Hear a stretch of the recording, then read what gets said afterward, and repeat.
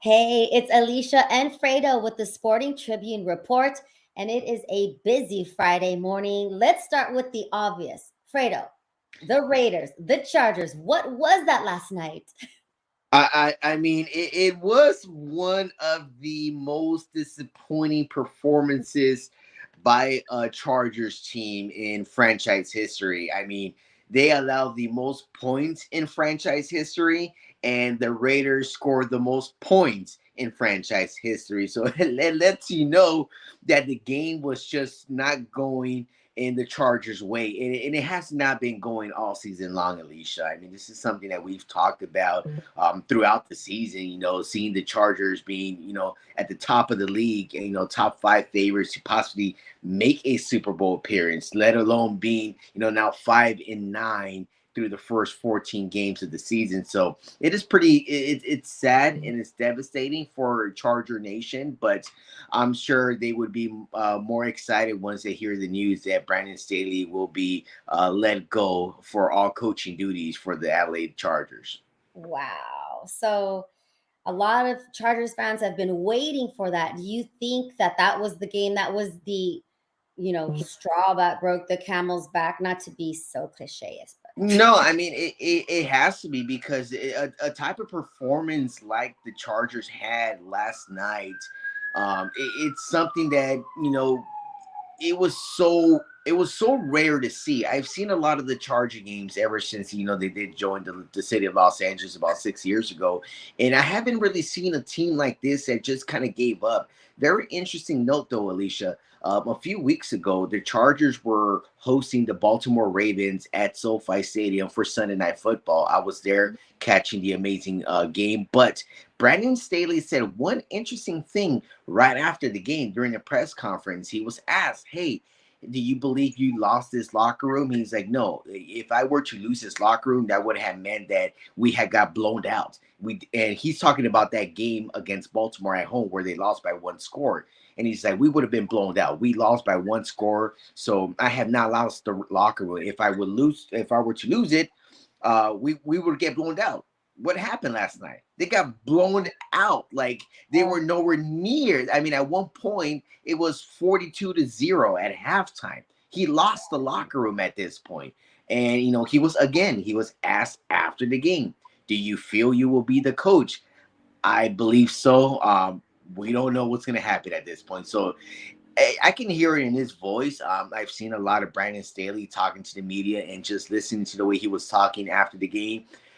He clearly knows it that his time with the Chargers is ticking right now. what a tough spot to be in. And of course, we don't vote for anyone to lose their job, but No, right. But it there is were a so many performance close based job. calls. Yes, yes. And we're just reporting what the trend is. And for a while, the trend has been Chargers fans, Chargers Nation, as you call them, have Mhm. wanted someone else to sit in that position. So Right. maybe this is it. We'll stay tuned on top of that. On a brighter note, there is some good news with LA professional football. The Rams are technically still in it, right? They could make the playoffs. And bravo to Sean McVay and all of the crew over at the Rams because they weren't expected to do anything near as well as they played this season. So, what is it? The Rams just need the Vikings to lose, Green Bay to lose, and the Rams take care of business and they get to a playoff game. Is that good or bad? I know some Rams wanted to tank it, right? I mean, yeah. I mean, if I was a Rams fan, and even if I was the Rams GM, I would tell Sean McVay, like, "Hey, McVay, go have more kids, because we don't want you to focus on this football team right now. We want to lose some games because we might want Caleb Williams to be part of this team. That would just be a spectacular moment for Williams and the Rams. But again, no team ever wants to go out there and throw games out. And the Mhm. Rams, McVay is known for winning, and he gives it Mhm. his all every single time. And they've won a few games. They were on a hot streak for a second. They won three in a row, and Mhm. then they lost that tough one up in Baltimore last week, which they will get a tough matchup this week as well. But it is going to be very interesting to see where they last at the end. stand because they're right at the middle, whether they're going to be a playoff team or they're going to collapse in the last 3 games, which it's going to make it very interesting to see how Matthew Stafford as well performs late in the season. Yeah, I mean, if they take care of business, we could see them get to the playoffs. So, quite a different story than the Chargers, and both of them housed at SoFi. So crazy. Let's stick with football for a second. USC football. You are there, you're at all the games, all the practices. You've been watching these young men prepare for their bowl game, USC football. No Caleb Williams. Is he there? I mean, tell me how that's going, the preparation, and any word on whether Caleb Williams is staying or is he going? Yeah, so right now, the talk is still that Caleb Williams will declare for the NFL draft. That's what everyone kind of believes is going to happen. Of course, Caleb Williams has still not made a final decision on that, and he's kind of making this game a little interesting right now because some of the players like a Jamil Muhammad, who was one of the defensive ends for USC, who is, been there for a few years and he's kind of ready for the NFL. He's like, you know what, I'm coming back and we're going to run it back. Other guys like Kalen Bullock, and, they want to come back and relive what they kind of dreamed of at the beginning of this past season, which it wasn't the way the season ended for them. So a lot of these players have it behind their back, and it's like, we want to come back. Caleb still till this moment has not said, hey, I'm leaving. He's left the door open. Lincoln Riley right now, he's also looking through the portal, through the transfer portal, looking for a new quarterback because he does not know if Caleb is coming back or not. Currently right now, the USC Trojans, they have Miller Moss as a starting quarterback who will be facing at the Holiday Bowl in San Diego on December 27 against Louisville. But that's going to be another interesting thought to see how that game turns out. Maybe Caleb Williams looks at the performance. He's like, wow, they need me back. And he Right. might be like, you know what, I'm going to make the decision. I'm going to come back. But no other player that talented as Caleb Williams has ever returned to college. But hey, you never know. He might be the first one to do so.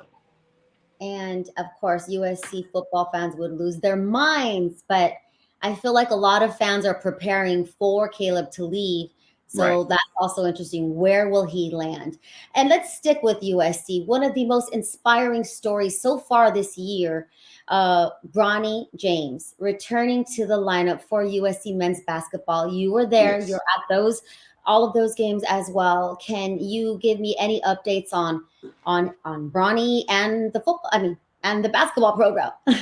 Yeah, I mean, right now, this basketball program was entering the season as a top 25 team in the country. They have some great talent. You have a guy like Kobe Johnson, who's been with this team and is one of the most grinding players that I see his work ethic in Kobe Johnson, the way he works. On the practice court and as well during the games. And you also got to look at a veteran like Boogie Ellis. Boogie Ellis has been the heart and soul of this USC team. And for the leading scorer in the Pac-12 in Boogie Ellis and Kobe Johnson, and you add the future number 1 overall pick of the 2024 NBA draft, point guard Isaiah Collier. Isaiah Collier right now is a freshman who's only played about 9 games under his belt in the college level, and he still has a lot more to prove. But with those 3 guys, and you add a talent like Bronny James to this team, a lot of people want to say this, like, hey, look, he's LeBron's son. That's the only reason why he's getting the attention. That's not clear. Anyone that's saying that has really much not done their homework on Bronny James. Even coach Andy Enfield, head coach for the USC Trojans, he talked about it after the game. After Bronny made his debut, he's like, look, we didn't just bring James here to sell out the crowd, which it was a big old sellout crowd on Sunday. But he's like, look, we brought him here because he's a great defensive player. He's a great shooter. He has a great mindset. He has a very high IQ. And normally in basketball, in any sport, you gotta have a high IQ in the sport that you play in order to really make it to the big show, to the big time show where LeBron is kind of sitting there and waiting Yeah. for next year's draft, which is a very interesting thing, Alysha. I don't know what you think. You think Bronny might be part of next year's draft? Like, is he only going to be at USC 1 year and try to go play with his father, or is he going to worry more about his play and improve his play because he still has a lot more to improve? But what do you think he would do at this point? I Well, we definitely know that that's what LeBron wants. Right. And they're so close, right? LeBron is a family man. And I say, why not? I think it would be super exciting, super historic that Bronny plays with his father. And if it was anyone else, I don't think I would be encouraging them to do the one and done thing. But this is LeBron and Bronny James. And who else is capable of pulling that off but someone like LeBron, the king, So I say go for it. I mean, it's not unusual for the one and done thing. I mean, some say that actually hurts college basketball, but it would not be out of the norm. It would be super special. And I'm all for it. I say to see both of them in the same jersey, and we know what jersey I would want. But to see them both on the floor in the same jersey, heck yeah. I'm all for making history. Let's do it. Let's go. Let's go. Right, and right now, LeBron James he's tied down under contract with the Lakers. The Lakers do have a few draft picks coming up as well. They can always trade up and trade down depending on, right now, if we say the season ended today, you can maybe see Bronny being like a mid-20 draft pick right now, like in the mid-20s, maybe early in the draft. But it's up to the Lakers to maybe try to make a steal and draft Bronny James to the team. I mean, that might be pretty interesting to see if that were to be the case at the end of the year. I don't know. I think it's super cool. And there are some haters out there. No one is trying to say that Bronny's going to replace LeBron. Everyone just calm down. But what a freaking epic if LeBron can play with his son. I mean, I say go for it. And LeBron's time is, you know, father time never loses. So it has to happen sooner than later. Well, it's losing right now at the current moment Yeah, because LeBron is playing out of his freaking mind right now. I know, I know. And how about Anthony Davis also stepping up? Ooh. You, When they you, both are on fire, this is the Lakers fans have dreamed of. right, right now that you brought that guy's name up, like I wanna, I wanna, not. I want to apologize, I guess I want to say, because I want to eat some of my words back that I said about the guy. But, hopefully this is something that he can carry on throughout the year because, yeah, it's nice to see it in 2, 3 games in a row. But can I see it, throughout 65 out of 82 games? Like, I want to see a nice portion of games that same style of play that he was playing because it was outstanding, man. He was explosive, and I haven't really seen a guy like that in a few years. Yes, yes, and I'm all for it. And you sound like some of the guys in my family, including my father. He best apologize to AD if AD could keep the season up because he was like, I won't even go there. Let's just enjoy the moment. The Lakers are on fire. It is so great to see both LeBron and AD playing like that together. It's again Yes. something Lakers Nation was dreaming of. And we've got another huge headline coming out of the sports world in Los Angeles. Are Los Angeles fans just spoiled or what? Signing the biggest name in Major League Baseball probably ever. Shohei Ohtani introduced into the Dodgers officially, sporting the Dodgers uniform for pictures. I love how when the Dodgers introduced Shohei Ohtani to the massive crowd, some numbers have it at 500 media. They spoke to Ohtani and he said, I thought it was just media. He was so surprised, I don't know why, that there was that many outlets, that many people there just to continue this excitement that Los Angeles, that Dodgers fans, that baseball fans, that global fans have for Shohei Ohtani. It was pretty spectacular, yes? No, yeah, it was amazing. I mean, this is one of the most greatest signings in all of sports. I mean, you've seen some great talent out there, but you've never seen a guy. I mean, besides Babe Ruth almost 100 years ago, but Right. Shohei Ohtani, I still cannot believe it. I was telling one of my guys, Nick Hamilton, shout out to Ian from Nightcast Media. I was telling him the other day when we're at the USC game, I'm like, it's just unreal. I can't. I feel like I'm dreaming. Like, how can a guy that talented who was just playing over at Disneyland for 6 years, it now decided to come over to Dodger Stadium to Chavez Ravine and come to win championships? Like, that's what Mhm. he wants to do, and he didn't get that opportunity down at Disneyland. So now that he's coming over here to play with the big boys and the boys in blue, they're going to win some championships. Now the question is, like, how many are they going to win and how soon are they going to win? Because the struggle has been real over the past few years with Dave Roberts. Like, right now it gets me thinking, like, okay, well, the background that Dave Roberts brings to the table, which he brings some excellence, somewhat decision making. But when you look at his heritage and you look at it, he has a Japanese background, and with Otani being Japanese as well, was that maybe a connection that Shohei liked, and he's like, I'm gonna come down here and play for a coach like him, and maybe the Dodgers are like, okay, well, if we need Otani, now we need Roberts as well. So it's like it kind of makes it a little difficult to kind of see how it's going to work out. But now, at this point, there is no freaking excuses why the Dodgers should not at least make it to the World Series. Like, I mean, I would understand if they lose in the World Series, but not lose in the first round or the second round. I mean, I get Atlanta is great. They're amazing. They're a good team, but they don't have Shohei. They don't have Mookie. They no longer have Freddie Freeman. Like, this squad is built to win some championships. So no excuses, Roberts. Nothing.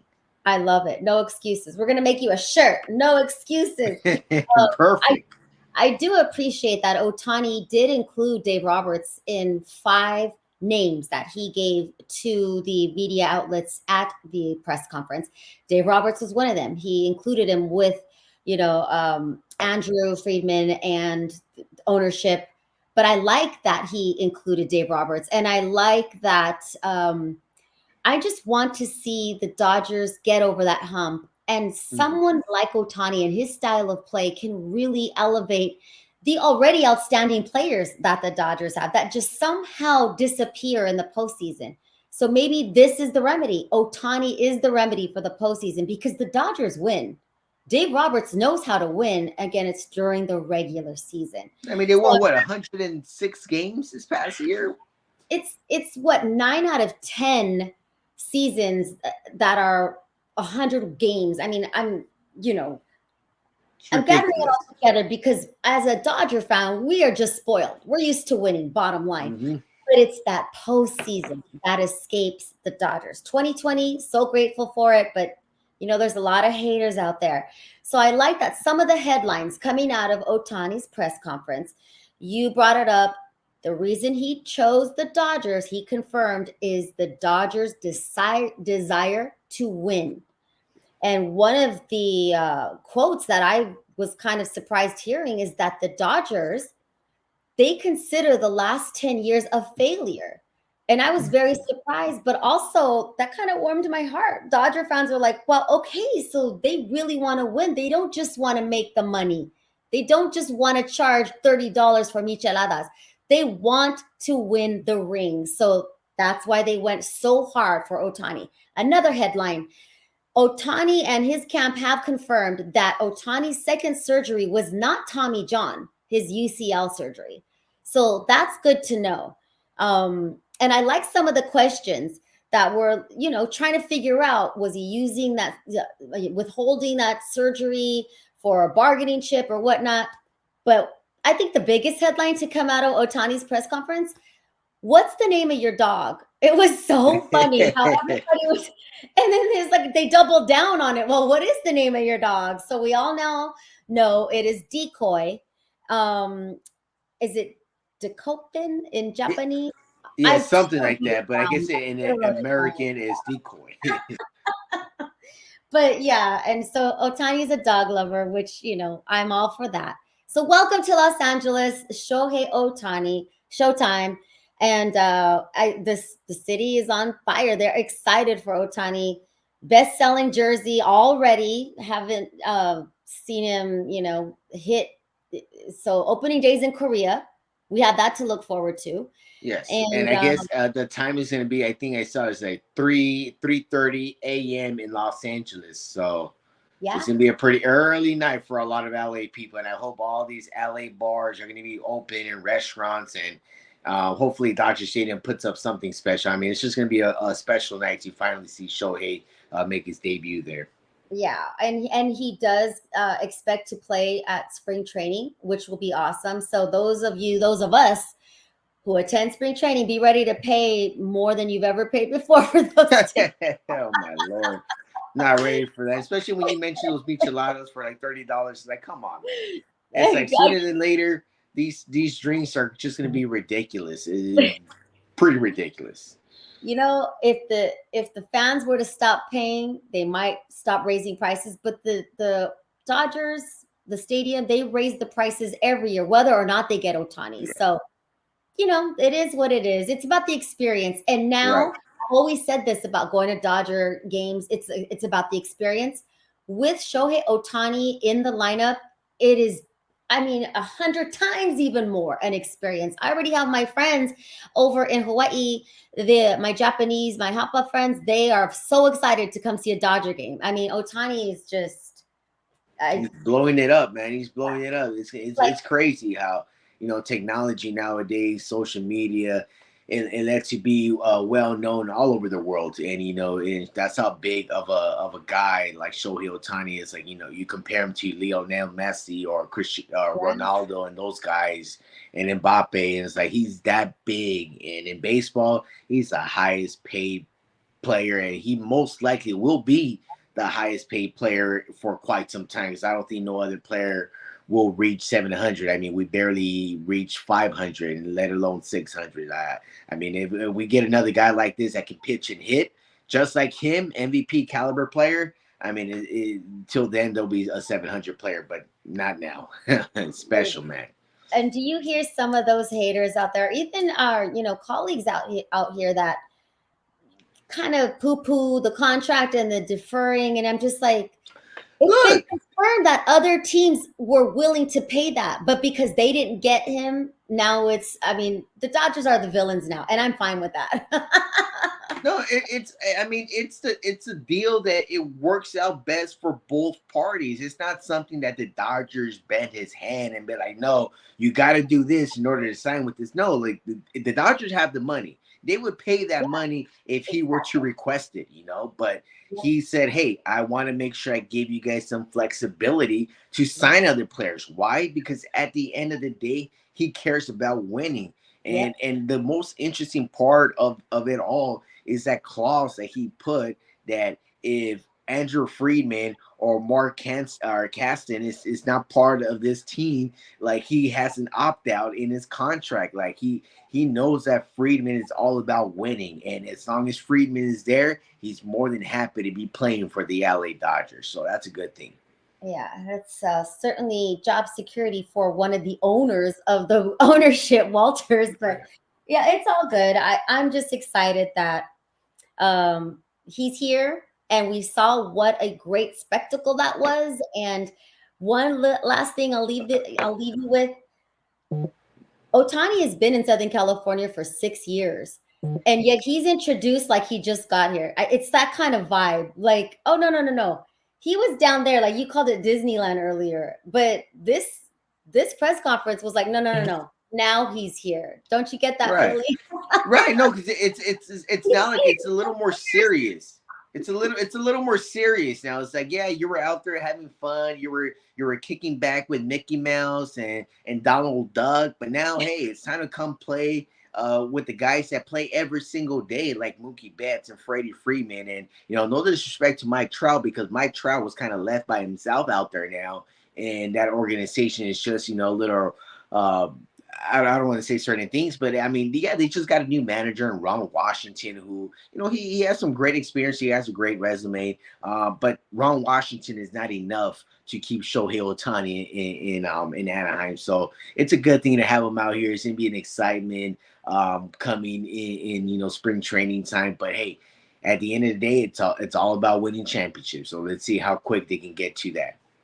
I'm so excited. I'm excited to see what happens, just like so many of us. Even Dodger haters are excited to see, just so they could hate on the Dodgers some more. And I'm sure Dodger Nation not afraid.